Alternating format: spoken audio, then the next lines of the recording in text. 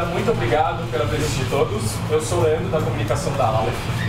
Bem, acho que não tem muito o que falar, já vou passar a palavra para esses feras aqui, estou até meio nervoso perto deles. Mas só, 80 anos de Superman, uma história que a gente está lançando, esse mês, a história de Joe Shuster, o artista que está em Superman, uma história que muitas pessoas conhecem e outras não, e aqui acho que pela visão do Shuster, uma visão diferente, uma visão que muitas pessoas não conhecem. Então aqui a gente resolveu fazer isso para apresentar o quadrinho e também para bater um bate-papo, para a gente conversar sobre as histórias do Shuster, do Siegel, da criação do personagem, todo o legado que o Superman trouxe ao longo dessas 8 décadas. Bem, fiquem à vontade, aqui é uma conversa bem informal, perguntas, acho que vai ter muita coisa pra gente debater. E lembrando então, no final do bate-papo vai ter aquele sorteio de um kit do quadrinho, marcadores da Monster autografados, um chaveiro da Monster e um marca-página da Aleph. Beleza, gente? Bem, passo a palavra então para a Carol Pimentel. Lembrando, acho que não precisa nem apresentar, Sidney Guzman, do Universo HQ, a Carol Pimentel da Mitos e o Manuel de Souza da Mundo dos Super-Heróis. Acho que aqui, pessoal, entende pouquinho de história dos quadrinhos, Vamos falar, por favor. Conversar um pouquinho. Obrigada, Obrigado, gente. Gente, boa noite. Obrigada por vocês terem vindo. E é uma honra estar no meio desses dois grandes caras. Gente, eu conheci o Sidão aqui tem um pouco tempo. Foi aqui.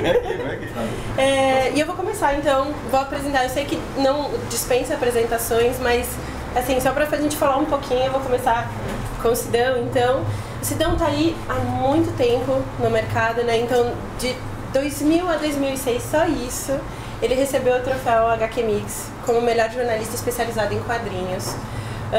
Ele foi responsável pela produção de várias edições, então a gente tem aí muito cultuadas, como Sandman, Azar Comics, que é um orgulho a gente poder ter esse material aqui no Brasil. E de 2003 a 2006 ele foi editor da revista Wizard, da Panini, tempão. Aí trabalhou também na editora Abril, tem uma longa carreira aí. Tem os chineses que trabalham para mim, na verdade. Todo mundo pergunta, como é que você vai? Chinês. Tá aí há um tempão. E aí, em 2006 ele lançou um quadrinho, o Maurício Quadrinho a Quadrinho, pela editora Globo. E aí a gente tem, graças a ele, a gente precisa agradecer muito essa coleção maravilhosa da MSP 50 e todas essas graphic novels que são incríveis. É um trabalho maravilhoso que a gente tem que te agradecer, Sidão. Muitas graças. Obrigado. E aí, então, hoje em dia ele é o editor-chefe não só trabalha com o Maurício até hoje, como é o editor-chefe da Universo HQ, que é um dos maiores sites de quadrinho que a gente tem, um dos mais respeitados sites de quadrinho que a gente tem, e é uma honra participar, às vezes, de bate-papo e coisa. Bem-vindo! Bem-vindo! O pessoal tá mais careca do que saber, E eu tenho a honra também de estar aqui com o Manuel de Souza, perdão. Que o Manuel tem aí mais de 25 anos de carreira, Ele foi assistente do cartunista do IG, Começou por aí com o IG.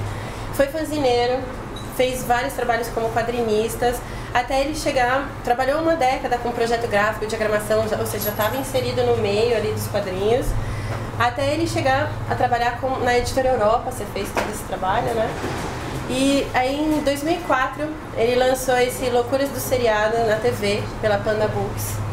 E foi aí que ele criou então essa maravilha da Mundo dos Super-Heróis, que traz um monte de informação pra gente. Nossa, como ajuda a escrever matéria, poder discutir. A gente tem um monte de informação, muita gente fica sabendo sobre o lançamento através da revista. E atualmente então ele já está na edição 104 e contando aí, a revista mais longeva do gênero. A gente tem que agradecer, então, o Manuel por estar encabeçando isso. E a gente fechou esse ano já com 515 edições. Não, na verdade ao todo.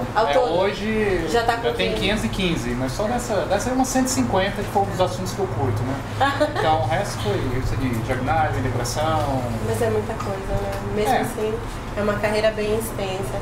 Então a gente está aqui para falar sobre o lançamento desse trabalho maravilhoso da Aleph. E acho que a gente pode começar falando um pouquinho do Superman, pra gente começar então assim, acho que não tenho que apresentar, mas o que foi pra vocês o Superman? Acho que a gente pode começar com esse lado mais humano e aí a gente vai trazendo pra discussão. Como Mas que eles foi? começam? Opa. Não. Por favor. Cara, só quero falar pra mim, não é brincadeira. Eu tava no caminho e tava pensando isso, cara, porque eu tive algumas aspas, sortes, assim. Quando morreu o Jerry Siegel, eu fiz uma matéria de capa do Caderno 2 do Estado de São Paulo, que foi a minha, acho que a capa que eu mais gosto, matéria de capa que eu escrevi na imprensa. 96, mais ou menos. E foi uma matéria grande e tal. E aí o Adriano, dono da Aleph, quando falou, vamos lançar esse livro, queria que você fizesse o prefácio. Eu falei, caraca, que legal, vou ter meu nome, meu texto ligado aos dois em algum momento, claro, não falando de felicidade, né, mas... Porque o Superman é o herói que fez tudo, né, que abriu a porta, apesar de eu gostar mais do Batman, mas o gênero existe por causa dele. Exatamente. Os super-heróis existem por causa do Superman, assim, ele é o arquétipo daquele negócio da personificação do cara que vai ganhar um superpoder e vai largar tudo que ele faz da vida para defender os inocentes. Isso é um negócio, é pueril e tal, mas tem um texto do Darwin Cook no DC a Nova Fronteira, né, na edição que saiu em 2 partes da Abril, que eu adoro, que ele fala assim, não tem nada mais pueril do que a gênese do super-herói. Que é o cara que, pô, em vez do cara ganhar dinheiro com poder, ele vai combater o mal. Ele vai deixar de namorar, ele não vai trepar, ele vai combater, vai correr atrás de bandido. E acho que isso povoa o imaginário da cultura Superman pop. 2 ele trepou, né? Então, é verdade. Demorou 50 anos. É verdade. E ainda tirou o poder, né? Senão né, tinha aquela lenda, né? Tinha aquela lenda que aconteceria na hora que ele... deixa eu falar. Teve 200 Super milhões de cartoons. Exatamente. Então acho que o Superman tem essa aura e eu costumo dizer que não existe, acho que não tem um canto nesse planeta que se mostrar a efígie do S, ou todo mundo sabe o que é. Isso é muito grande.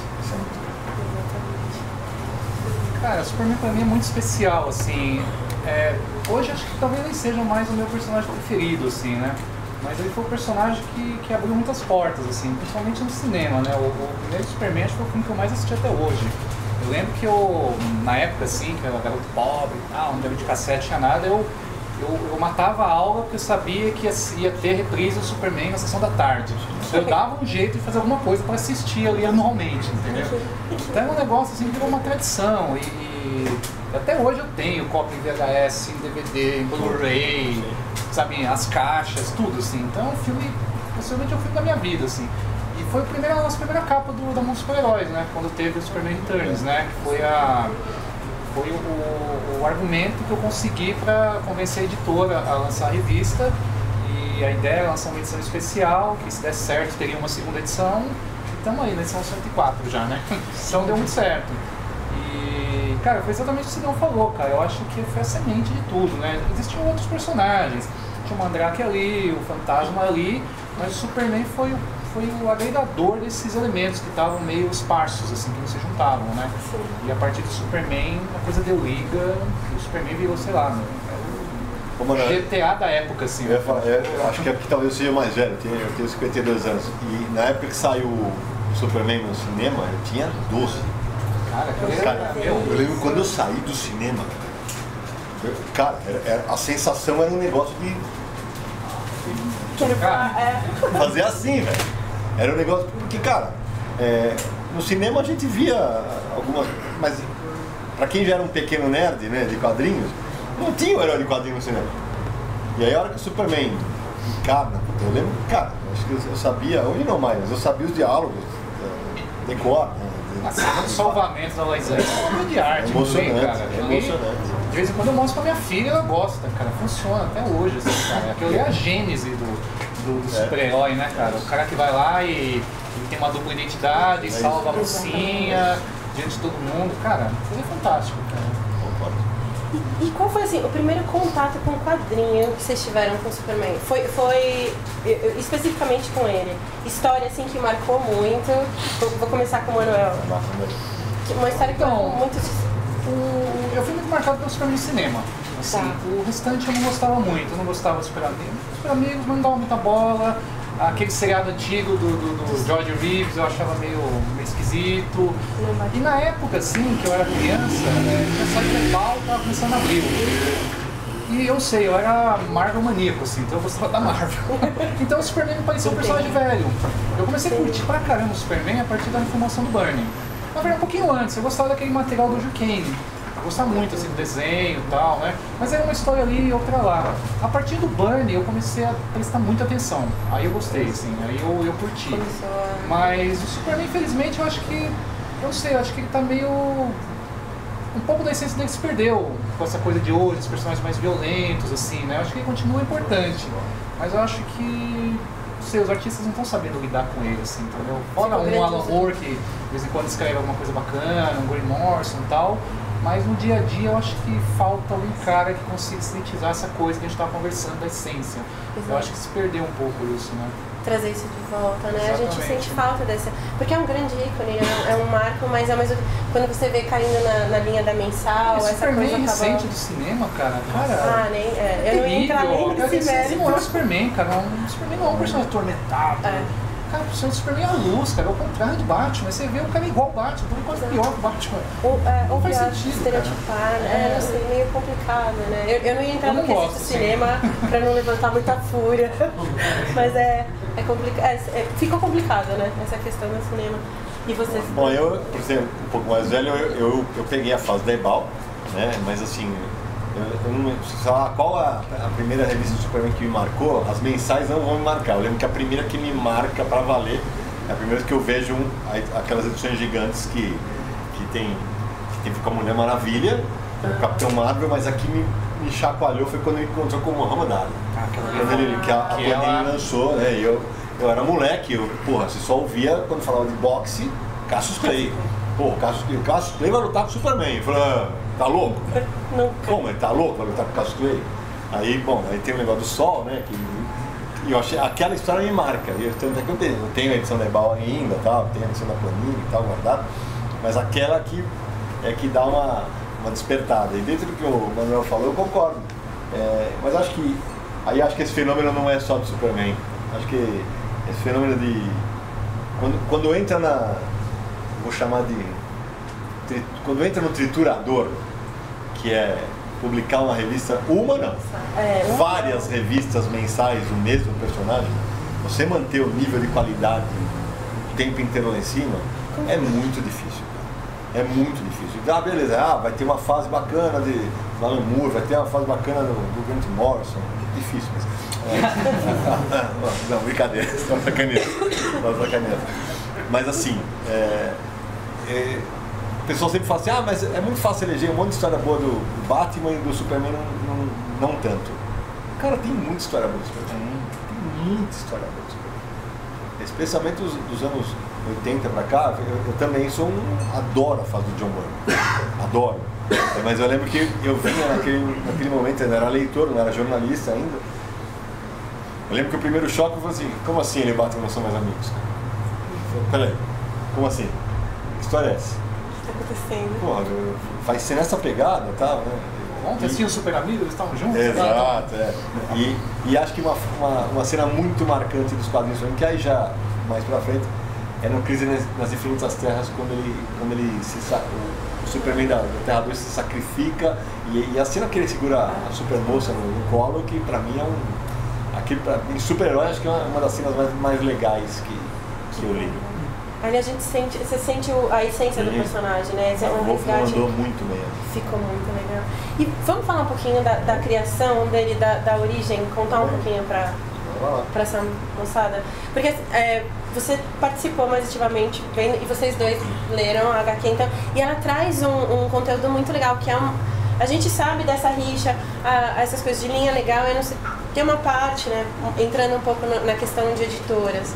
Tem muitas coisas que o público em geral não fica sabendo muitas vezes, você é obrigado a colocar certas especificações para que uma obra saia, tem que ir atrás de ISBN, de um monte de coisa, tem todo um por trás, que não é só o escrever a história, que é uma briga gigantesca, às vezes, por causa de uma linha, que é o que a gente chama de linha legal.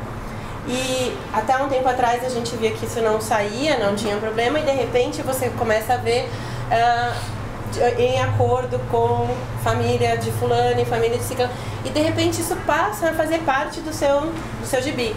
Se o Bill Finger, de repente, como criador do Batman. Quem é o Bill Finger? O que está acontecendo, né? Quem é esse cara? Não conheceu. E aí a gente tem o mesmo aqui, né? Uma criação, uma perda. Vamos contar um pouquinho dessa história, como que foi esse início do Shuster? O Cid até escreveu a introdução. Eu fiz o prefácio do livro, esse presente aí, assim, eu já... Tanta matéria que eu escrevi sobre o Superman, né? Então a gente já falei um bocadinho sobre isso, né? Estudei um bocadinho sobre isso. Mas eu acho que uma das coisas mais legais que estão no livro é que mostra um pouquinho do começo da... Não sei se todo mundo aqui é interessado em saber a história da construção dos quadrinhos americanos, tal. Tem gente que curte, tem gente que não curte. Tem vários livros do Gerald Jones, que foi lançado pela Conrad e tal, mas assim, aqui mostra um pouquinho. Que era uma época, né? Porque assim, o que era o barato, o que dava glamour pro autor era fazer tira de jornal, não era quadrinho. Tira de jornal era o que é? Era o que há. Aquilo, porra, o Alex Raymond, né? Aquele, porra, os caras eram os galãs e tal. Aliás, alguém me perguntou esses dias, só abrindo um parênteses, vocês notem que no livro e tal, quando vocês veem foto, os caras estavam sempre de terno e gravata, os desenhistas. Então, era normal, era assim que se trabalhava. Eu desenhava e aí era uma coisa glamurosa. Então, e aí o livro conta muito essa história, porque tem aqui na galera, o Fábio, que está sentado aqui. O Fábio é um dos maiores especialistas de Superman do planeta. Ele tem um site, ele manja muito de Superman. Só para fazer esse registro, mas o lance de quando eles oferecem dele ser um vilão, no fanzine, né? O primeiro fanzine deles é o Reinado do Superman. O reino do Superman, o reinado do Superman. É um negócio. Caraca, o Superman ia ser do mal, velho. Só que os poderes eram mentais, era um negócio diferente e tal. E eles oferecerem aquilo, e aquilo não vira. E aí é aquele negócio. Vocês verem como era um negócio muito jovem ainda. Eles vão alterando. O que precisa alterar? Altera isso, altera aquilo, altera isso. E aí, a construção do personagem é um negócio que eu sempre bato nisso e é muito comum. Hoje, por exemplo, vou usar o Batman e o Superman, tá? O cara fala assim, não, esse Batman, isso aqui é o Batman tá engraçadinho, isso aqui não é o Batman. Quem disse que não é o Batman? Não é o Batman que você tá lendo agora, mas esse é o Batman dos anos 50 do Dick Sprang. Esse aqui é o Batman dos anos 60 do seriado. Esse aqui não é o Superman. Esse aqui já foi o Superman. Então, cara, nós estamos falando de um ícone de cultura pop que tem 80 anos. Olha, se alguma coisa não foi feita com o Superman ainda, é difícil, né? Mas acho que vai fazer. Vão fazer, ainda vão fazer. Alguma coisa vai rolar. Ele já ostentou o símbolo do comunismo no peito. Uma das histórias que eu acho mais legais, aliás. Só que, cara, hoje, quando a gente fala da construção do Superman, o pessoal sempre fala assim, não, tá vendo, ó, mudaram alguma coisa. Cara, no começo ele não voava. Ele não voava. Então, você quando fala assim, ele mudou a visão, o Fábio deve saber melhor que eu, ele tinha 200 tipos de visões, visão de raio-x, visão telescópica, super sopro, tudo isso constrói o mito do Superman. Então por isso que eu falo, é um barato quando você pesquisa um pouquinho sobre o personagem e vê o tanto de coisa que já foi feita. Eu lembro quando, eu vou contar acho que aqui a maioria lembra. Nos anos 90, vocês lembram quando ele virou Superman azul e vermelho? Sim. Que bosta! Que porcaria que era aquela! E aí ele via elétrico, né? E aí eu lembro que na época eu estava escrevendo, era o começo da internet, eu escrevia para Abril, no site da Abril. E aí vou fazer uma pesquisa e descubro que nos anos 60 ele já havia separado em azul e vermelho. E agora vai ter de novo, não é isso, Fábio? Vai ter de novo. Mais ou menos, não é bem isso. O Brian Bendis ainda não chegou lá. Deus é Ele pai. quer chegar. Vai ser amarelo e não, chama lá. Ah, não. Então, acho que o grande barato é isso do Uma coisa personagem. engraçada, assim, você falou dele não voava, ele foi voar porque no rádio, Isso. assim, ele fez sucesso veio no gibi, mas no rádio Popularizou. ele explodiu. É isso aí. O Mark Waid diz que a bitomania não foi tão grande quanto o Super-Homem nos anos 30. É isso aí. Mas quando explodiu no rádio, eles não tinham como expressar ele pulando. Não tinha uma onomatopeia para fazer ele toin, toin, toin, toin. Então eles fizeram ele voar. É isso. E aí o gibi, o Sigo e o Shuster, Sim. Botam ele voando. Kryptonita, mesma história. Exatamente, e- viu no rádio. O ator tava com a garra, tava sem É, voz, ele pediu inventava. férias. É isso. É, exatamente, Pediu voltava, férias. o cara ficava imitando Aí ele. ficava um cara gemendo. E aí vem a Kryptonita que no rádio era verde. Mas aí virou. Então, nessa mesma linha, acrescentando, que eu acho mais, assim, hoje, assim, é impensável, que nas primeiras histórias ele matava as pessoas. Ele tava lá no... ele jogava os bandidos do alto do prédio. Cara, hoje é um negócio impensável. Hoje é impensável. Hoje o cara tem que ser um planeta, um sistema solar para o Superman no final pensar se ele quebra ou não a pessoa do cara. Entendeu? Lá no começo não tinha essa coisa, né? Era... Quer dizer, você vê, no começo ele não era o escoteiro, né? Exatamente. Que é o que todo mundo tira essa, ele é o escoteiro. Se o cara tivesse o poder. E, cara, acho que o que determina, né? Acho que é. O grau do Superman é. Ninguém aqui consegue chutar, acertar o número de imitações que o Superman tem no mercado. Tá? Quantas já foram feitas? Cara, são algumas dezenas ou centenas de personagens que são iguais. Só sabe? nos Estados Unidos. Só nos Estados Unidos, O mundo imagina. inteiro. Porra, um monte. É a cópia, são todos baseados no Superman. Acho que isso determina um pouquinho da importância do personagem. Né? Exatamente. E não tem como, é a tríade, né? É formada, você tem. E o Batman também, quando a gente vai ver a origem também, essas coisas, a gente. É engraçado ver essa diferença. Não é o meu Superman, não é o meu Batman, não é o meu super-herói. Mas é. E você falou uma coisa curiosa, eu lembrei. Meu pai tinha uma edição de 77, se não me engano, daqueles grandes encontros, que eu lembro do Superman com o Homem-Aranha. É que ela foi esse é o um primeiro. filezinho, assim, ainda tem. Ela tá toda descabelada em casa, tudo Aliás, aí caidinha, tá, mas... esse encontro tá muito bem descrito nesse livro novo, né? Dos embates Marvel e DC. pancadaria. Tem umas tretas lá no livro complicadas aí entre as duas. Apesar do cara ser né? Marvete, mas tudo bem. Mas- O autor é bem Marvete. E quer contar um pouquinho disso, então? Olha, uma coisa que eu acho interessante para completar o que o Sidney falou, é essa questão que você citou, né, Homens do Amanhã, do George Jones. O que eu achei mais interessante nesse livro, que assim, a história em si da questão como o Siegel e o Schuster foram passados para trás, pela DC e tal, é uma coisa assim, na época chamada National e tal, uma coisa que tipo, é bem conhecida, assim, já falamos diversas vezes, tem milhares de matérias. Mas quando eu me lembro, é a primeira vez que o fato é mostrado com enfoque na visão da vida do Schuster. O Schuster é meio que um coadjuvante, ele é tipo um baterista da banda, fica lá atrás, tal, meio escondido, um cara tímido e tal, né?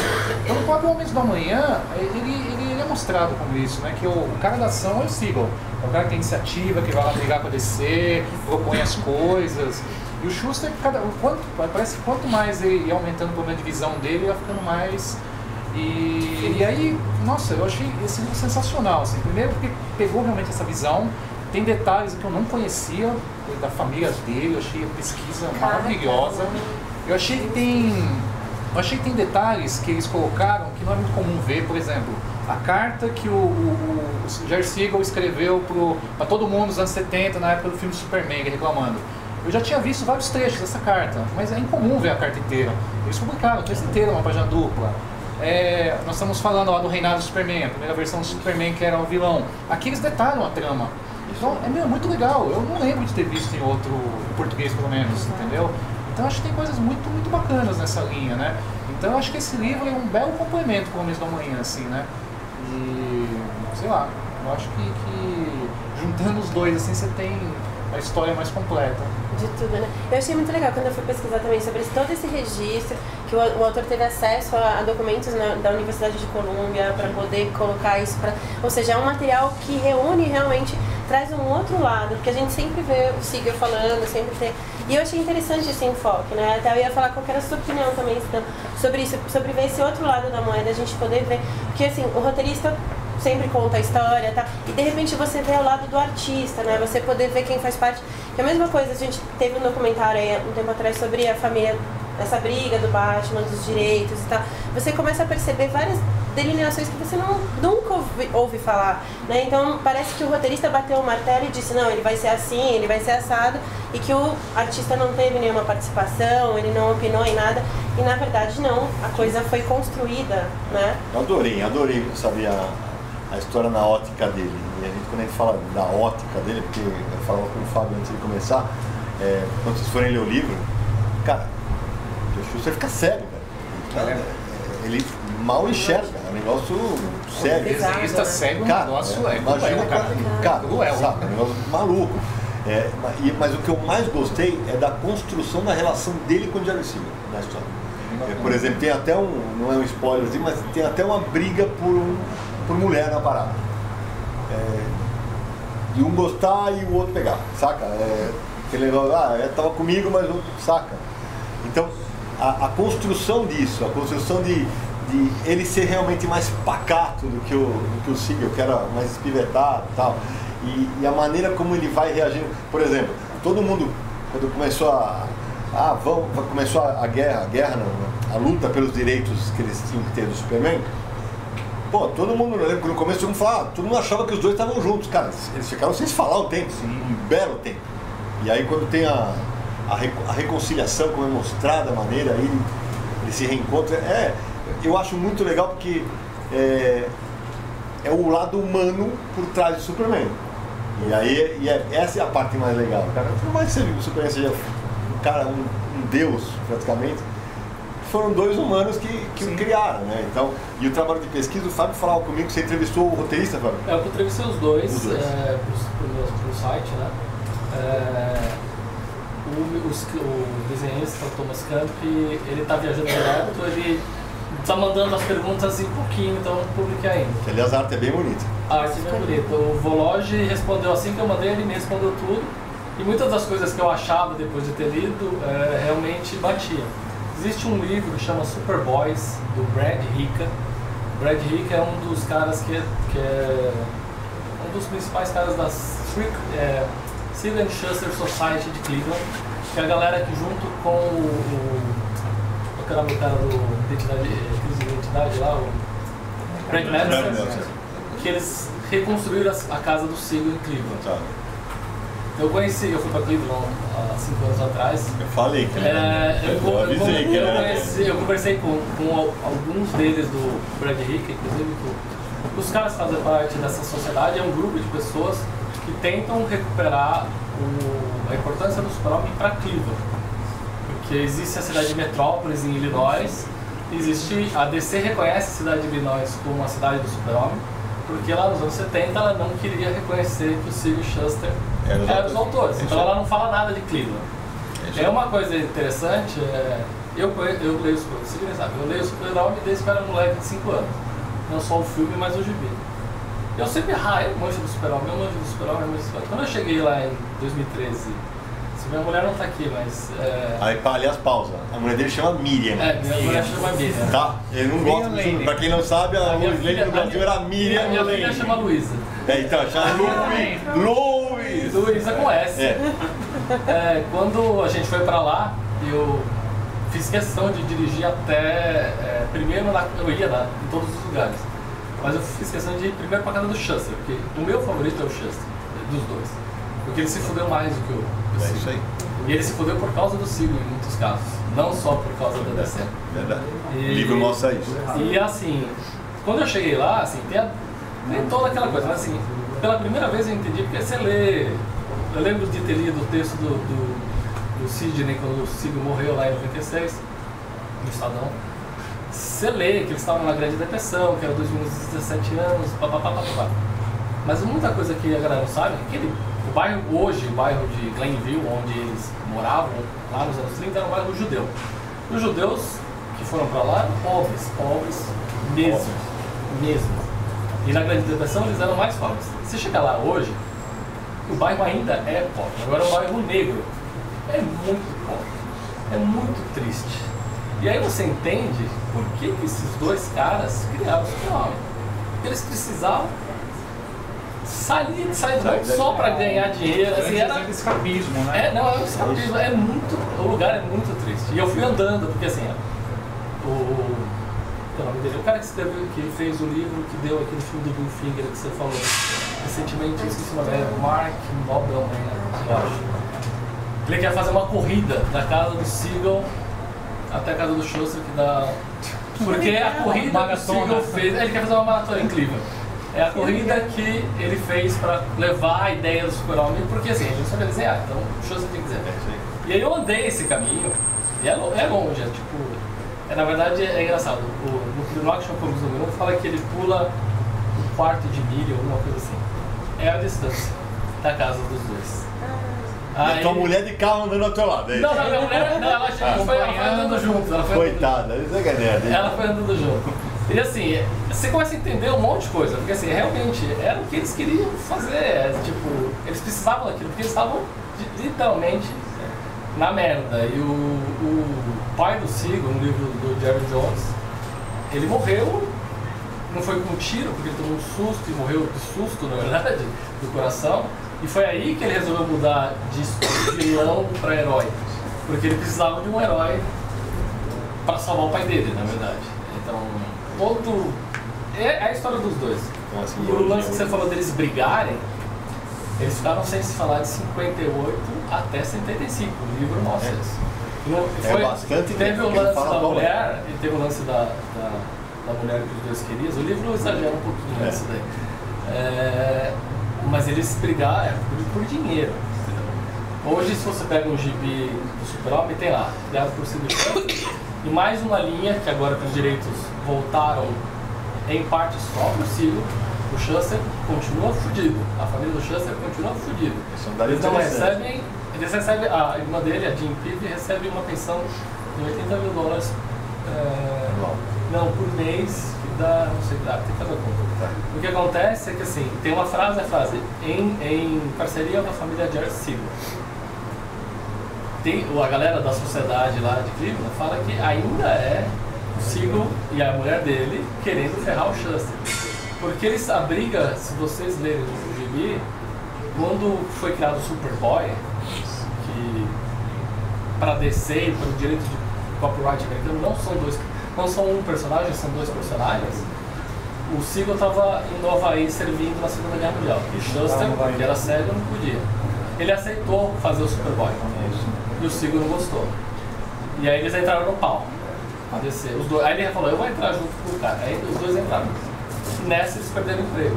E depois desse dia, eles fizeram o Funnyman e depois nunca mais falaram até 75, quando o Neil Adams e o Jerry Robinson recuperam o direito para ele. Assim, é muito forte a história. O livro do Superboy do Brad Hickey, daquele cara, tem muito mais detalhe. É uma história bibliográfica. O cara é PhD em literatura, o cara que escreveu. É uma história bibliográfica. É até chato de ler. E acho que por isso que nunca saiu no Brasil, porque não dá, é difícil, é pesado. É um livro sobre. Tem detalhes biográficos. E desse jeito que esses dois fizeram, ficou fácil, é fácil de. Claro, tem que ter uma romanceada. Tem um documentário, não sei se você viu, não sei se você também viu, que o canal do criador do Walking Dead. Ele fez uma série de. Eu assisti o episódio do Jack Kirby e do Stan Lee. Assista todos. Eles fizeram uma animação igual os desenhos animados dos anos 60. Isso, assista todos. O mais legal é o da Image, que é o último. O segundo é o terceiro é do Siegel e do Schuster, e o segundo é da Mulher Maravilha. É esse livro, só que é narrado com fotos e tudo mais, e é esse livro. E assim você vê uma dimensão. Assim, uma coisa importante é que a galera acha que eles ficaram pobres desde sempre. Entre esses 10 anos, eles ganharam bastante dinheiro. Entendeu? Não quanto eles deveriam ganhar. Enquanto mereciam. O problema é que na hora que eles são demitidos em 48, e eles tiram do gibi o crédito pro Siegel e Schuster, aí eles não têm nada. Nada. Isso aí. Triste. E dá pra ver bem eu achei que ficou retratado de uma maneira bem delicada, assim, uma arte bem... Tem uma fantasia. Tem uma liberdade poética. A gente fica, exatamente. No final ele busca um final poético, clínico, poético. Obviamente na vida real não foi assim. Né? Pra fechar a obra. Então, tem uma coisa interessante, você falou o negócio do dinheiro, né? O livro cita isso uma hora, né? Quando o Jerry Siegel começa a ficar revoltado com a situação dele, que ele acha que está sendo passado para trás lá pelo... Esqueci o nome dos Bobs e o Danny Danfield, né? Os dois presidentes. Exato, o presidente da NET. A minha filha, quando a gente viu o documentário do Robert Kirkman, ela aparece, estava em inglês e ela chega assim, por que tá tocando essa música de mafiosos? Quando aparece os dois. Exatamente. Era da máfia, né? Essa é a parte legal, porque a indústria dos quadrinhos foi criada para mafiosos. Exatamente. Essa é a verdade. Os caras lavavam dinheiro. Os primeiros capítulos do Homens da Manhã é só para citar todos os esquemas. É isso aí. Eles eram pornô. Ninguém gostava de quadrinho lá, né? O negócio era fazer dinheiro, mano. Então, e aí voltando, esse negócio do dinheiro, tem uma hora que ele fala assim, pô, o cara tá roubando a gente, e eles estão falando, pô, você viu uma matéria, eles estão conversando no parque e tal, você viu uma matéria que o Danfield lá recebe 500 mil dólares por ano, pô, a gente não ganha nem um quarto disso. Então, pelo menos uns 100 eles estavam ganhando, pô, 100 mil dólares naquela época, pô, anos 40, o cara devia ser umas 20 vezes. Uma coisa legal ter no livro, que é interessante, que não é todo mundo que conhece, que deixa muito claro que o Jerry Siegel odiava o Bob Kane. Sim. Fica muito claro que ele mas não suportava. Bob Kane era sacana. Bob Kane já tem história. E aí, essa é uma parte muito legal, que essa não tem maquiagem no livro não. Mostra. O Bob Kane, ao contrário deles, ele detonou, ele ferrou a DC, né? Não, e ele nunca entrou para brigar pelos autores, never. Ele fez um acordo, ele tinha menos de 18, exatamente, ele assinou um contrato com menor de idade, e aí quando a Siegel pede para ele, vem me ajudar, ele fala, ele vai lá, na verdade não fala nada, ele vai lá atrás e fala assim, me dá todos os direitos, senão a casinha vai cair.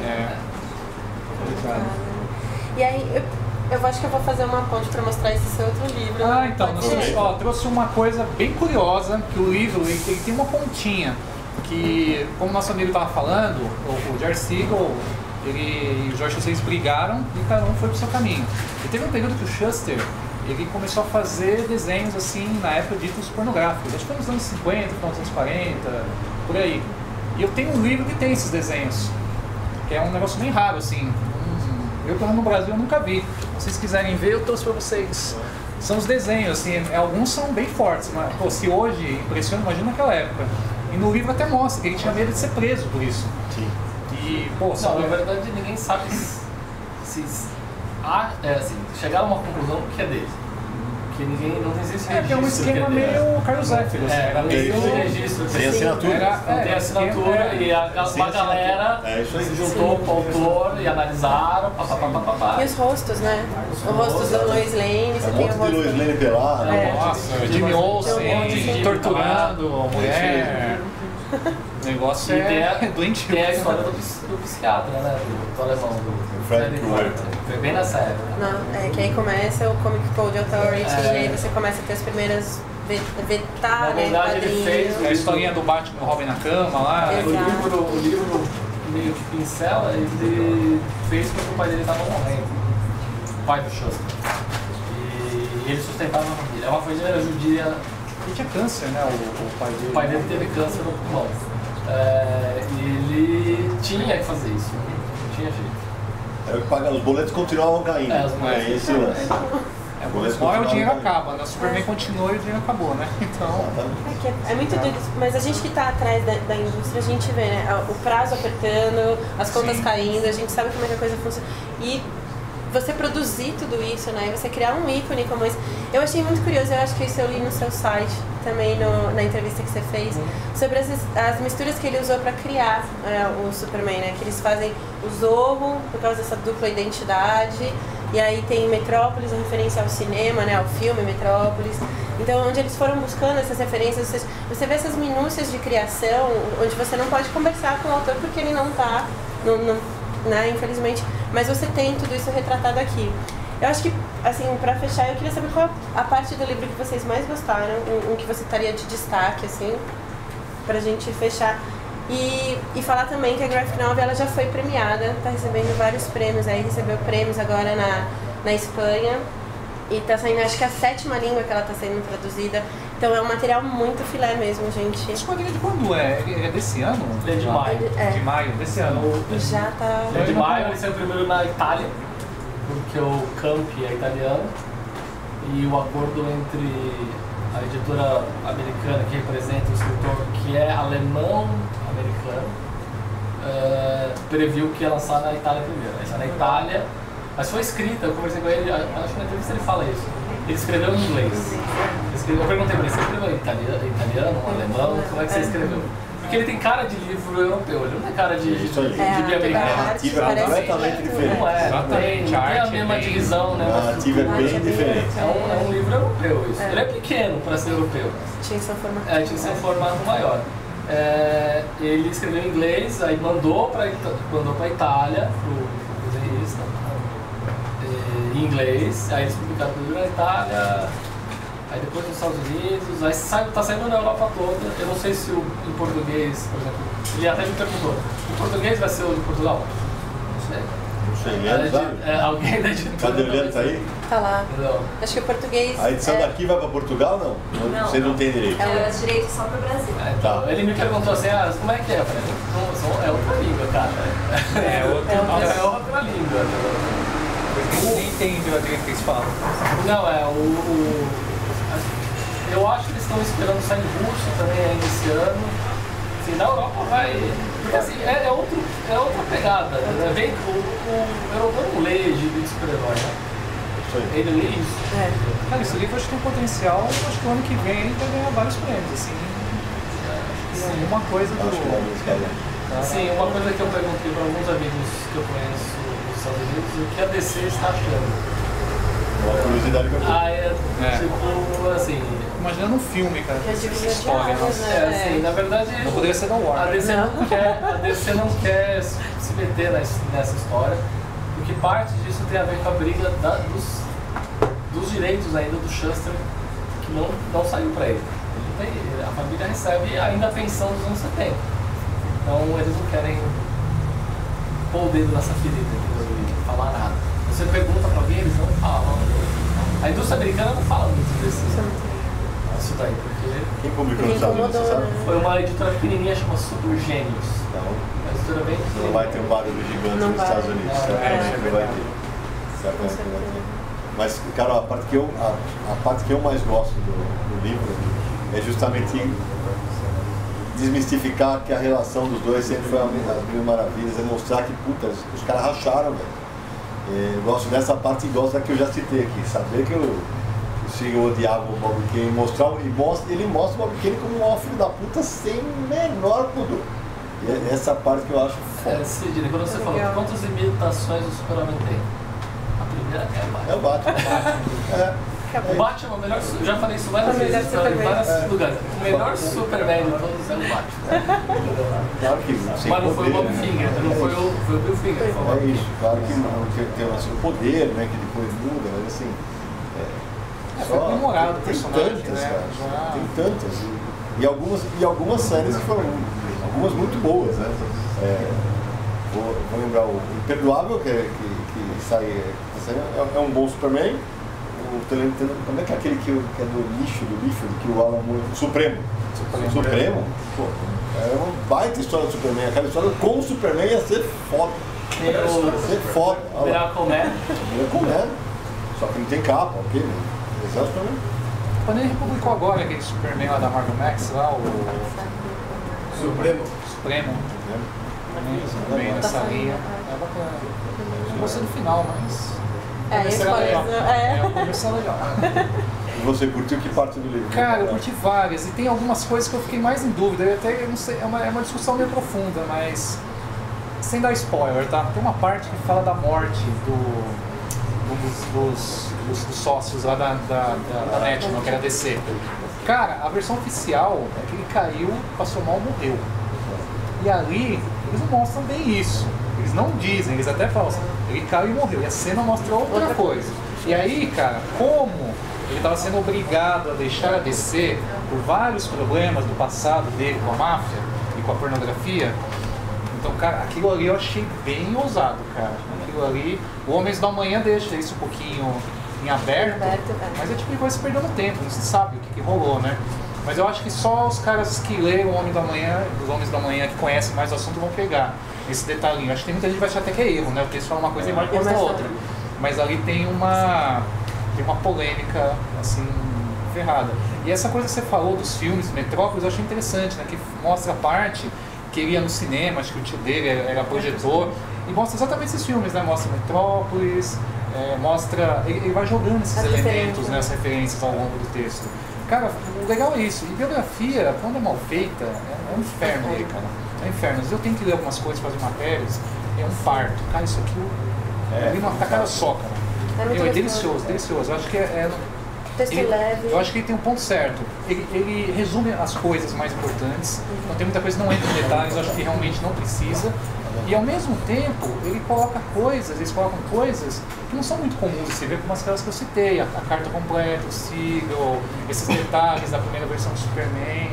Cara, eu achei sensacional. E só para ilustrar aqui a historinha de bastidor rápido, tá?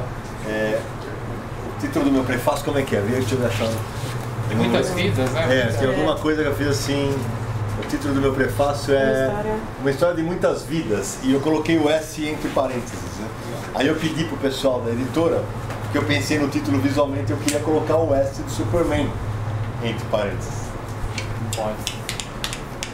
De jeito nenhum. Não teve jeito. Então ficou entre parênteses mesmo. Se você prestar atenção no desenho, é isso mesmo. De vida inteira não aparece. Eu falei, nem se liga, não tinha jeito. Homens da Manhã também, não tem nada. Exatamente, não tem como. Pode DC tem que deixar. Você não pode usar, existem livros oficiais sobre a história da criação do Super-Homem. Um muito famoso é do Les Daniels.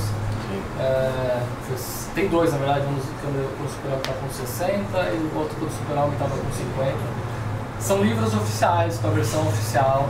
Assim, tem um livro, aquele gigante do Paul Levitz. Sim, eu tenho esse aí, eu comprei quando saiu. Esse também, só que esse não entra muito no detalhe do Super-Homem, entra tudo, né? Tem um livro, bem chapa branca. Chapa branca. Tem um livro de fotos que eles lançaram, chama Vault, DC Comics Vault, que é um cofre, muito bom.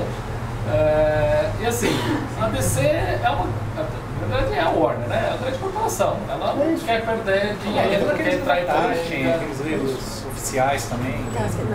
Até por isso, pelo que o Fábio falou, a DC vai ignorar esse livro o máximo que ela puder. O máximo que ela puder. Por isso que é bom que a gente não ignore, para não esquecer a história, para não se repetir. Exato. Que aí começa. E que venha, sei lá, um documentário como esse que teve do Bill Finger e que a gente possa expor cada vez mais. Eu achei bem bacana trazer esse outro lado da história e a gente tem que, ainda mais ele documentar, né? Todo dessa maneira, achei muito legal. A gente tem praticamente um documento histórico, escrito em quadrinhos e com uma linguagem deliciosa, assim, super light de ler. Uma bela arte. Uma bela arte. Nós entrevistamos o roteirista também, vai sair na próxima edição do Mundo, de dezembro. Legal. Tem uma coisa que eu tô falando pro Cid antes de começar, a coisa mais bonita que tem. Eu nem coloquei na entrevista, porque eu fiquei conversando por Skype com o cara. E tinha um texto, acho que no site francês, acho que já tinha falado disso quando a edição saiu. Aí eu falei, deixa quieto, que alguém percebeu antes de mim. O Shuster usava óculos a vida inteira. Se você pegar o yearbook dele em Cleveland... Muito legal, essa informação é muito legal. Se você pegar o yearbook da escola dele, que tem a foto dos dois, até muitas pessoas do passado, nos jornais, trocavam as fotos, achando que um era o outro era um.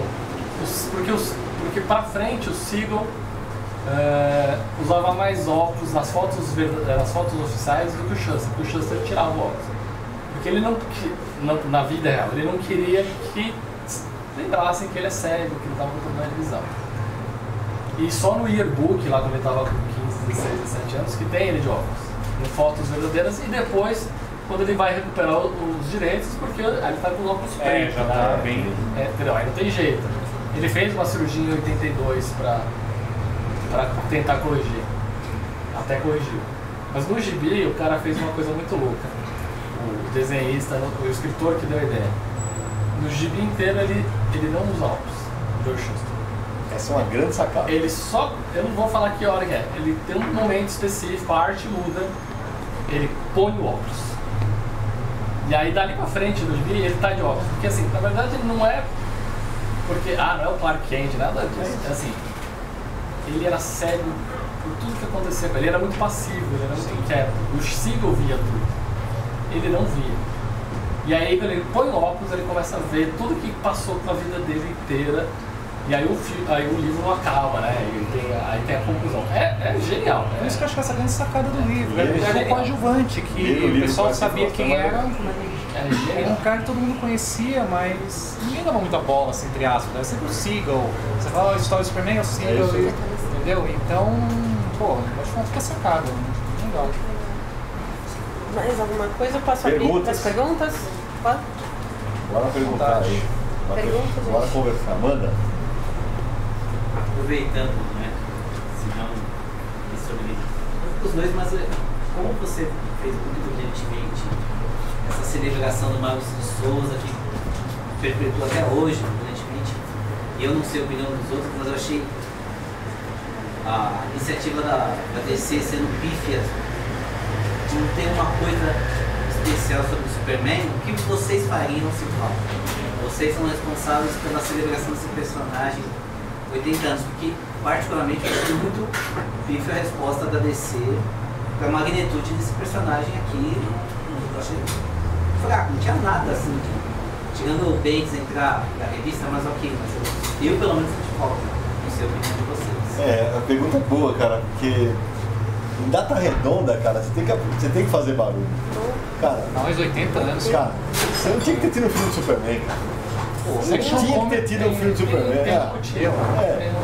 É assim, mas tinha, saca, e assim, Pode deixar passar. é que, cara, apesar de eu sou muito mais fã da DC do que da Marvel, mas assim, Mas você, faz alguns imagina anos. que você tá lá. aí você me arruma encrenca, né? Você me arruma encrenca, porque vocês devem saber que no final desse ano vai sair um crossover com a DC Comics e os personagens da Turma da Mônica, né? Então eu tenho que ficar na miúda, né? Tenho que ficar na miúda, né? Afinal de contas, prefiro não expor o que eu poderia, o que eu faria, mas o que eu posso falar, eu vou falar da praia em que eu estou. O crossover tá muito divertido, tá muito legal, tá espetacular de divertido. Eu adoraria ter editado o crossover, não, infelizmente eu sou eu que editei. E hoje eu vi umas coisas que eu não posso falar ainda, que vão estar na Comic Con, que vão deixar o crossover mais legal ainda, além da expectativa que eu tenho da Mônica, porque, cara, imagina eu, nerd, foram 4 anos de negociação, cara, com a DC. Quando propôs, e eles só vieram conversar com a gente da Panini quando deu aquele negócio que a Turma da Mônica vendeu 500 mil exemplares, né? No ano em que 200 mil foi quando deu a Liga da Justiça no 952. O beijo de Cebolinha na Mônica lá. O dia do namoro. E aí eu lembro que eu estava numa reunião com o Sandy lá e falei, pô, mas como é que vai fazer, né, para encaixar? Ele falou assim, tenho 52 terras, cara. Bota em alguma lá, vai mais uma. Ele falou, então, Uma terra tropical. vai rolar, né? Eu acho especialmente impactante para o Brasil, porque é a primeira vez que a DC está fazendo um crossover com outro país, né? E assim, no final de semana, não, Fábio? Eu tô tentando lembrar. Eu acho que não. Quando você vai falando, eu vou lembrar. Eu tô tentando lembrar. Que teve crossovers internos Com Asterix. personagens. Não teve. Não, é falso. É falso, sim. É falso. E É uma homenagem. E no final de semana foi anunciado o crossover da DC com a Bonelli. Aí eu vou ter que falar igual meus amigos do MDM. Nós fizemos primeiro. Desculpa aí. Nós fizemos primeiro. Assim. Nossa, mas vai voltar no tempo? Vai encontrar o Tex? Cara, eu tô curioso, porque o primeiro que foi anunciado é Zagor e Flash. Eu não entendi nada. Meu Deus do céu. É claro que pô, se você pensa, pô, vai fazer o Tex, se o Tex encontrasse com o Jonah Rex faz todo sentido. Mas eu, executivo da DC, vou querer encontrar o Jonah Rex ou o Batman? Ou o Superman, tá louco? Tem que ser o Batman, o Superman, tem que ser uma maravilha. Agora, o que eles vão fazer, eu não faço ideia. Cid, uma pergunta. No crossover da Turma da Mônica, eu vi que tem uma da Turma que era jovem. Duas da Turma. Então é isso que eu queria saber. Quantos você de cada? 2 da Turma da Mônica jovem, aí a história de abertura de Cebolinha, Mônica, Chico Bento, Magali, Cascão e a revista Turma da Mônica.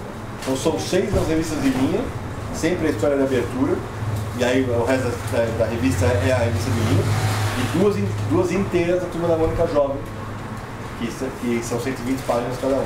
Outra pergunta que eu já fiz até pra galera no DC. Sai em inglês? Essa eu acho difícil, cara. Porque veja, Porque assim... a DC não vai publicar, ó. Porque... Não vai. Então eu não sei, porque o Dandidio não é tão rapado quanto parece. Então, eles poderiam lançar. Então, o lance é um mercado diferente. É isso que eu ia falar. Porque, pra quem não sabe, o Fábio conhece melhor do que eu, os malucos de crossover nos Estados Unidos, eles correm atrás dessas edições de uma maneira, parece formiga no açúcar, cara. E eles já, a hora que a gente anunciou e o perfil da DC estampou lá no Instagram deles, cara, um monte de cara começou, então como é que eu consigo? Como é que eu consigo? Tem rolado uma onda de crossovers, parece que a gente voltou para os anos 90, né? Né? Só não tem maior de DC, mas Planeta dos Macacos e Star Trek e... O mercado editorial inteiro, no mundo inteiro, tá em busca de novidades, cara. Então, o caminho é esse. Perguntas? Manda. Que falaram bastante, mas falou do Super-Homem, George Schuster e tal. Pegou muito essa questão dos direitos autorais, né? Que é a questão tipo, do que ele recebia e que depois ficou tempo sem receber e tal.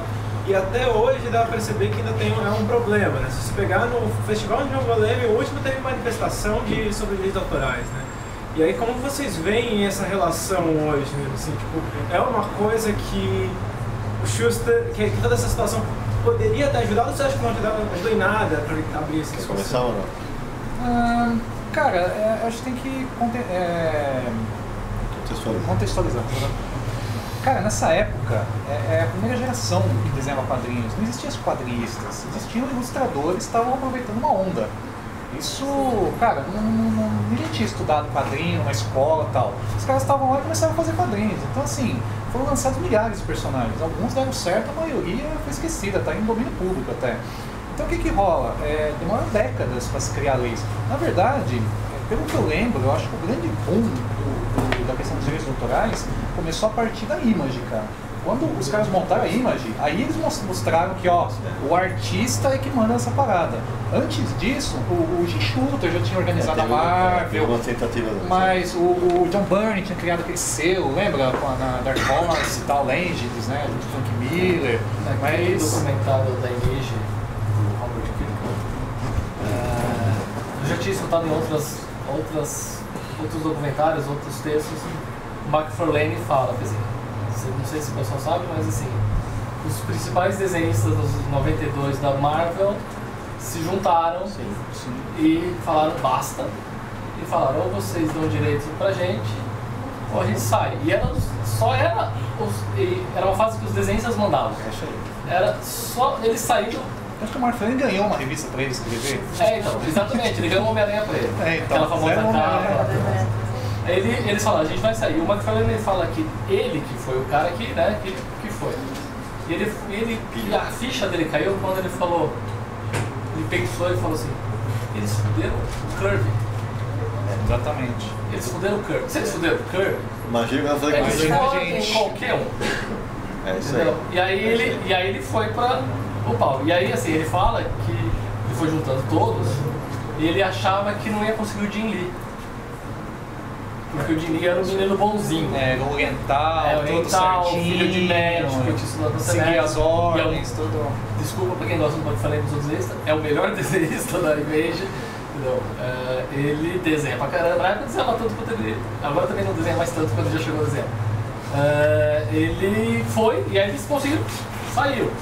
Acabou. Tipo, cara, eles passaram a DC, cara. DC foi automaticamente pra segundo lugar. Foi na época que eu comecei a comprar os gigantes americanos. falavam, a Wizard americana falava que era o fim dos quadrinhos americanos. Ia destruir tudo. Não destruiu porque eles conseguiram, a Marvel DC conseguiu. Cara, desde que eu comecei a ler quadrinhos, fala dessa história e o quadrinho vai acabar, cara, toda vez tem essa história, cara, inacreditável. Bom que a gente é insistente, né? Ainda. Então. Mas quanto à questão, só para finalizar, sabe? O lance a briga pelos direitos é algo que não pode ser esquecido jamais. E hoje é muito mais preto no branco, no papel mesmo, na hora que você bota no papel e explica lá, olha, isso vai ter X%, tal. E as editoras sacaram. Cara. Aquele modelo de é tudo meu, Já é. hoje não rola mais, cara. Não rola Precisa de mais. editora quase, cara. O cara pode comprar por conta. É isso, hoje não rola mais. Então, ou essa relação muda, aí só que, então todo mundo vai fazer quadrinho independente e publicar o seu próprio quadrinho. Só que aí vem o outro lado. Quando você descobre que você vai ter que carregar os seus gibis para a distribuidora, quando você vai ter que levar o seu gibi para o correio, quando você vai ter que pagar a gráfica, quando você vai ter que arrumar um lugar onde guardar, é a parte chata que o autor não faz. O Camilo tá aqui, ele sabe, quando ele publica independente, cara, ele tem que carregar de peso para, né? Então, e a mesma coisa é Catarse, só para finalizar, para amarrar. Eu lembro, por exemplo, o Ivan Costa, que é um dos curadores da Comic Con, né, dono do Chiaroscuro Studios, quando ele lançou o primeiro projeto de Catarse dele, ele vendeu, acho que 1.600 livros, alguma coisa assim. Cada livro pesava 1 quilo. Aquele ícones, né? 1 quilo cada livro. Ele teve que colocar no correio. Você não faz a conta de cartaz. Você não faz a conta de quanto você vai gastar em combustível? Se o cara do correio olhava para ele de novo, velho. Porra, outra vez? E ele chegava, ele Mônico, imagina as pessoas olhando e o cara chegando com caixas. E isso faz parte do planejamento. A editora já tá no core business dela, né? Então, nessa lógica, dá até pra gente fazer um exercício de imaginação, assim, digamos que o Siga, o Schuster tivesse um contrato decente naquela época. Será que o Superman teria feito sucesso? Esse é um arife interessante, né? Porque aí isso é uma briga muito tempo atrás na internet por causa disso. Porque assim, eu nunca achei que eles mereciam ser donos únicos do... Assim, muita coisa. A gente não falou da Kryptonita que veio do rádio. Verdade, sim, concordo. muita coisa que veio depois. Superman é uma coisa não é deles. coletiva, não é cara. deles. É isso Não é deles. deles. Eu diria que o maior criador do Super-Homem é um cara que chama George Lauter, que fez uma novela nos anos 40. Uma novela, um romance. É uma novela. É um novel, É que tem uma cara de. Não é um romance assim. Esse cara era o cara que escrevia pro rádio. E aí ele pegou os elementos do rádio, pegou os elementos dos gibis e juntou aquilo. Por exemplo, eles não deixavam o Sigo escrever, queria escrever, mas não... o Sigo era chato. Então. Ele escrevia e... Agora eu quero isso. Agora eu quero isso. Agora eu quero isso. Ele ficava puxando, porque ele queria cada vez mais. E a DC percebia que muitas coisas que ele queria fazer, ele não vendia. Tem a história perdida do Super-Homem que a DC... Por exemplo, teve a Action Comics 1000 agora, né? Na celebração dos 80 anos. Eles arranjaram uma história que o Marvel Wolfman salvou do lixo, literalmente. Não sei como é que a Panini vai fazer a Action Comics 1000 aqui, que é um negócio meio grandinho. O Marvel Wolfman salvou do lixo, depois vocês procuram na internet que a história é longa. E eles fizeram essa história. A história que eu queria, a história que os fãs do Super-Homem viram, não é essa história. É uma história da Superman 50, pouco antes deles perderem os direitos, que o Jerry Siegel e o Joe Shuster fazem a Lois descobrir que ele é o Clark. E é a verdadeira Kryptonita, chama o Metal K. Chama o Super-Homem e o Metal K. Os grupos da matéria na mundo, tem estudos disso? Tem, o John Bogdanov e outros desenhistas fizeram, quadrinizaram sem falar nada por cima, nada, na tentativa de fazer a DC publicar isso. E a DC não vai publicar. Por que ela não vai publicar? Porque isso é a mesma coisa, não vai pôr Action Comics 1000 isso, porque isso volta ao podre da história deles. Contra ela. É isso aí. E aí vai ter, porque assim, eles já perderam uma vez, eles não queriam, nos anos 70, quando o crédito voltou, eles não queriam dar. Lógico que não. Eles foram forçados a dar.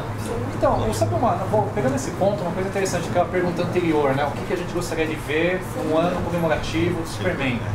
Cara, como fã, eu fiquei bem frustrado, cara. Porque a impressão que eu tenho é que, assim, tanto a DC ou quem publica, cara, é um material engessado. É um material que o pessoal parece que às vezes mantém personagem só pensando no licenciamento. Então é aquela coisa, faz lá os quadrinhos e tal, mas assim, não mexam no negócio, entendeu? Não vai inventar coisas muito loucas, publica desse jeito que a gente tá mandando. Então é um negócio, cara, que a impressão que dá é que é o último plano, cara, sabe? O importante é ter série de TV, ter boneco, ter margarina do Superman, chinelo, sei lá. Então eu fico meio frustrado com isso, cara, porque é um negócio que é tão grande que os caras não têm uma ousadia. E quando tem ousadia, fazem uns negócios que, tipo, ninguém entende, cara. Eu juro que eu tentei, mas não vou me aguentar. Eu vou falar o que eu queria. Pronto, eu vou falar. Vocês viram como foi que Caraca. informação? Sabe como é que no ano dos 80, no Superman, ninguém faz um puta, não faz um graphic Superman e convida um monte de artista europeu, um puta cara do Japão e faz uma versão do Superman foda, em álbum, um caralho diferente. Pronto, falei. História podia pegar elementos de cada uma das fases. Lógico. Cara, tem um monte de autor. Pega autor fora da caixinha, velho. Exatamente. Tá cheio de autor. Você viu a Action Comics Mill? A Action Comics Mill, quem deu a ideia não foi nem o Dan Didio, nem o editor do Super-Homem lá na época nem o Jim Lee, nem ninguém. Quem deu a ideia foi o Bendis. O Bendis falou, chegou assim, eu falei, porque chegaram pra O cara que veio de fora da caixa. É o cara que veio fora da caixa. Ele foi pra Cleveland, ele é de Cleveland, ele tinha acabado de se recuperar daquela infecção monstro que ele quase matou ele. E ele foi lá ver no casamento do irmão dele. E aí, Cleveland, eu não fui, essa eu perdi. Eles fizeram uma exposição na Biblioteca Municipal de Cleveland sobre o Super-Homem que foi até abril desse ano. Eu tentei de tudo que é jeito de conseguir umas férias do meu chefe para poder viajar para lá e eu não fui. E ele foi para lá e ele viu, e aí ele queria trabalhar com a DC, o Dan Didio estava atrás dele. O Dan Didio falou: o que você quer fazer? Você pode fazer o que você quiser. Aí o Dan Didio, obviamente, achava que ele ia falar: eu quero fazer Batman. Ele falou: não, eu quero fazer o Super-Homem, porque o Super-Homem é daqui, eu sou judeu, o Super-Homem é o arquetipo, eu acho que eu consigo arrumar, eu quero, o Dan Didio fica assim, fudeu. O que eu faço? Porque Chama o Ivan Reis. Não, porque exatamente, uma galera trabalhando. O Dan Jurgens estava fazendo sucesso. Entendeu? Chutar o Dan Jurgens fazendo sucesso, o cara que fez a morte do Super-Homem, é difícil. Mas eles chutaram. Aí o Brian Bendis veio, eles combinaram o que eles iam fazer, como é que ia ser a saída do personagem anterior, como é que ia voltar a cueca, tudo aquilo lá foi montado. E o Brian Bendis falou: eu quero fazer uma coisa especial para os 80 anos. E aí ele falou: o que eu quero fazer? Ele falou exatamente o que você falou. Eu quero, a Superman 400, que é do 40 anos do Super-Homem lá atrás, pra mim é um dos meus... Aquela das correntes? Não, essa é a 233. A 400... Ele é nerd, Vocês entenderam o que eu falei, né? Vocês entenderam o que eu falei, né? A 400 é uma que é a capa do Howard Chaykin. Eu não sei, acho que no Brasil a capa não saiu. A gibi saiu, abriu despelações de tudo. Mas JP? Não foi o JP, coitado do JP. Não foi o JP, eu acho. O JP ainda era moleque. Marcelo Campos redesenhou. Não, então, ela foi toda desmembrada. A história é uma história só. Mas o legal não é isso. É uma história, são várias histórias gigantes. Jim Steranko escreveu. Quem escreveu a história completa, o texto, foi o meu escritor do Super-Homem favorito, que é o Eliot Maguire. E é uma história sobre mídia, sobre mitos, sobre religião. É lindo. Mas o legal não é isso. O legal é: existem pin-ups durante o livro inteiro, a revista inteira, que tem o Kirby, o prefácio é do Bradbury, tem o Kirby, tem o Moebius, tem... Que saiu na Abril, publicou. A Abril publicou vários pedaços. Edição Super-Homem 38. Pode ser, não vou ser. Da editora Abril, eu não esqueci. Então aí tem várias coisas. E o Brian Bendis falou: eu quero que a Mill seja isso. Aí eles fizeram alguma coisa assim. Para pra pensar que, cara, esse é o ano dos 80. O que bombou da DC fora dos Estados Unidos são duas graphic novels do Enrico Marini e do Batman, velho. Que é o melhor desenhista da Europa, o meu desenhista favorito no planeta hoje. Ele fez o Batman nos anos 80 anos. Porra, tá cheio de cara europeu foda, cara. Eu li quadrinho europeu pra cacete. Pega um cara foda fazer dá uma outra ótica pro Superman, nossa, Na velho. verdade, assim, o que eu sei é que o Dan Didio queria lançar a Black Label do Superman do Frank Miller agora. Mas o Frank Miller atrasou. E aí, aí teve a Vai história. sair pros 95. Aí teve a história do Bendis. E depois de 300 morreu, cara. Aí teve a história do Brian Bendis chegar, aí eles amarraram nessa o lance da cueca voltar, entendeu? E eles perderam o ponto. É que assim, americano não costuma comemorar, ele costuma comemorar 25 de 25, né? 75, pá. 100, quando fizer 100, se eu tiver até lá vivo ainda, espero que sim, vai ter uma comemoração grande. E foi a mesma coisa nos 50. Mas a edição 1000, cara, você conta nos dedos. Livros em quadrinhos, cara. Mas eles puxaram, o 1000 era pra ser daqui a uns 4 anos. Né? Não, isso fica as pontas malucas e Eles somam. puxaram, sei lá. Perguntas? Mais alguma? Última pergunta? Não sei, vocês que mandam, eu tô falando, fico falando aqui. Deixar que a gente fica a noite Última. inteira conversando. É a última, André? Última pergunta. Manda. Então, vocês comentaram que vocês começaram a ler Superman, mas não tem uma história específica, assim, aquela história que marcou. Eu, quando comecei a ler, eu ganhei um Superman do meu pai da Abril, da Morte e Retorno do Superman. Só que ele achou a Morte, o Retorno 1 e 3. Então eu não tinha o 2. Eu fiquei anos pra achar e achei muito tempo depois, então eu tinha a história picada. E lá eu comecei a ler os quadrinhos e eu falei, o que é isso? O que vai ser isso? E isso me pegou. Superman cabeludo, aquele mullet bonito, aquele... Bacana. O que eu achei que ia acontecer no filme da Liga da Justiça era pelo menos ele ter um mullet, já era uma referência bonita. Depois corta o cabelo. Não custava nada. Mas Ele tava de bigode, meu Deus. Deixava uma barbinha, dava uma coisa. Mas a minha curiosidade é, vocês têm aquele hall de histórias que falam, aquela história do Superman me pegou. Eu também gosto da Foice e o Martelo, eu acho uma história linda e tenho muito ainda a ler, a gente tá aprendendo. Mas seria, digamos assim, 3 histórias que você fala assim, essas 3 do Superman eu indico pra você ler. Vamos lá. Quer começar, mano? Vamos lá. Puta, cara, só 3. É? Vai falar uma, eu falo uma, vai. Um de cada um, vai. Pra mim é do Alan Moore, para o homem que tinha tudo, pra mim é do Alan Moore de lascar, de cair o cu da bunda, cara. Adoro Essa é aquela fodida, história. cara. Acho muito, muito E o boa, desenho ficou bacana, quando eles Acho adaptaram o muito, desenho da muito Liga, boa, ficou bem cara. legal. Acho uma baita história do Superman, cara. E ali ele mostra, essa história é interessante, que além de ser boa a história, mostra que é só fazer bem feito, não precisa ficar matando o personagem, botando o personagem. Cara, basta pensar um pouco que dá pra fazer. As duas lá na As duas são As sensacionais. duas são né? muito boas, né? Muito jóia. A do Monbu lá, que Não. é foda. Eu vou roubar no jogo. Tem uma história que tecnicamente não é uma história do Superman, mas pra mim o Reino do Amanhã é uma puta história do Superman. Sim, essa É uma puta história do Superman. Na hora que ele tá lá, o cara abandonou tudo e tal, e não sei o que, a hora que ele. Cara, ó, a cena que ele volta, que ele aparece flutuando lá, aquela cena é sensacional, cara. Aquilo ali é cinema, cara. Aquilo é o Superman sensacional. deveria ter no cinema, cara. Exato. Aquilo ali é o... Aquela cena burra, bicho. Na hora que ele parece flutuando assim em cima dos caras e a hora que ele se enfurece, e além de tudo tem também essa. Daqui, os caras tiveram o peito, os caras mataram o Capitão Marvel. Puta que pariu. Sim, O Capitão Marvel é um herói que eu adoro. Eu acho uma baita história do Superman. Mais alguma que você lembra? Que você quer? Cara, eu gosto muito do All Star Superman, cara. Eu só não gosto daquele capítulo do Bizarro, que eu acho meio difícil de ler, pelo contrário, eu acho meio sacal. Eu acho uma grande melhor. Mas, cara, eu acho que aquilo ali, cara, ficou um ponto que ali, aquela coisa de você criar os poderes ao infinito e ao mesmo tempo provocar a morte dele. Cara, ali estão todos os elementos que eu vejo do Superman, cara. Assim, é maravilhoso. Eu reli recentemente a versão atual, né, que a Panini lançou e tal. Cara, maravilhoso. Eu gosto muito também das 4 estações.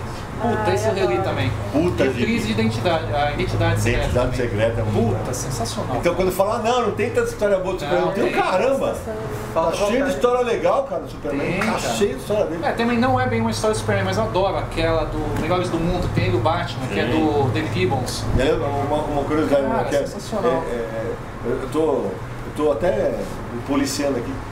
Era muito raro eu conseguir falar Superman. Eu sempre falei Super-Homem, como eu falo. Eu só falo Super-Homem. Eu sempre falei Super-Homem, Super-Homem, Super-Homem. É que no Confins do Universo, cada vez. Eu já errei tanto que eu fui. Virou Superman. Eu sempre falei. Pra mim era Super-Homem. Era Super-Homem. Super-Homem, X-Men. Eu lembro que quando mudou o logo, teve que mudar pra Superman, eu falei, puta. No começo foi meio estranho, depois. Muito louco. Puta, cara, eu não lembro, deixa eu ver. Cara, são tantas, cara. Fui se Tô tentando bater, lembrar alguma coisa da Era de Ouro, assim, da Eu gosto muito da Era de Prata. Ah, então eu já vou aproveitar que você está aqui pra mim. Né? Tem uma história que eu já falei no Confis que eu gostaria muito de ver. Não é uma super história, mas acho bem divertida, que podia ser relançado. É um trabalho que teve 3 minisséries do John Bunny que chama Gerações. Cara. Sim, sim. Que é do Superman e do Batman passando gerações, aí vem os filhos, né? Publicou, né? O Franco Foi o Franco na Ópera Gráfica, mas a Ópera Gráfica vinha muito cheio de erro. Não lançou. Mas foi um dos últimos grandes trabalhos do Burn. Esse era um trabalho bem divertido. Bem legal. O bom seria lançar num tamanho um pouco maior. De repente encadernar as 3 minisséries. Mas na verdade nem na DC saiu. Bem lembrado. A DC, nem na DC, eles nunca. Na verdade, eles nunca republicaram completo. E ali nós ia fazer uma bela matéria explicando todos aqueles personagens. Pelo menos na terceira parte ali, é que o Burn curte essa coisa de cronologia, né? Que ele vai fundo. Tem umas homenagens ali. Mas sabe uma história que eu curto pra caramba também? Ela dos anos 70, curto estranho, aquela que o Superman cria. Eu não lembro exatamente o que acontece, que a Kryptonita toda a Terra perde o efeito. Ele vai lá e morde. Essa é aquela do Superman 236. Foi o primeiro. Que ele morde a Kryptonita lá, ele chega com a Kryptonita e ele come. Oficial do Super-Homem. Teve mini reboots até os. Isso é em 71, lá nos Estados Unidos. Foi mini reboots. E nessa daí o Danny O'Neill chega, tipo. O editor, acho que ele aparece aí, o editor. É que ele já tinha passado pelo Batman, depois ele foi pro Superman. Então, o editor do Super-Homem, Mort Weisner, estava se aposentando em 71. Aliás, é outro filho da puta. Outro filho da puta, mas assim, é um filho da puta criativo, pelo menos. Ele estava saindo e aí cai no Julius Schwartz, que é o pai da Era de Prata da DC, cuidar do Super-Homem. Ele não queria. Então ele vai atrás de 2 caras que ele confiava, tinha feito o Batman com ele, salvado o Batman, porque o Batman ia acabar. Eles salvaram o Batman, o Neil Adams e o Daniel O'Neill. Ele falou, me ajuda no Super-Homem. O problema é que o Daniel O'Neill, na minha opinião, não serve para esse Super-Homem, porque ele é muito realista e o Super-Homem não funciona. Essa história é boa, porque era a melhor história que ele tinha. São 12 histórias. Eu não sei se eu acho, que ele lançou essa história no encadernado. Sim. Essa história, se não me engano, são 12. Nos Estados Unidos são 12 revistas. Essas histórias saíram recentemente naquele. Eles são lindos? Lendas do Universo DC. Tem uma com só do Gil Kane, 2 volumes do Gil Kane, tem umas bacanas lá também. Do Garcia Lopes acho que também saiu. Sim, saiu 2 do Garcia Lopes. Aliás, só deixar uma adenda, nesse livro que está sendo lançado, uma das partes mais legais quando comenta a crise dos direitos autorais e tal, é identificar, aparece o Will Eisner, aparecem vários autores do mercado que quem bateu o olho e fala, isso aqui acho que aparece o Kirby, na hora que recebe a carta, tem a carta, é muito legal mostra os cena deles na ícones, Comic Con, né, na plateia, que estão ali, bem bacana. Bem bacana. Acho que é isso. É isso? Falamos demais? Faltou alguma coisa? Queria agradecer então a presença de vocês. Opa, Esses bacana. Obrigado, Carol. Valeu.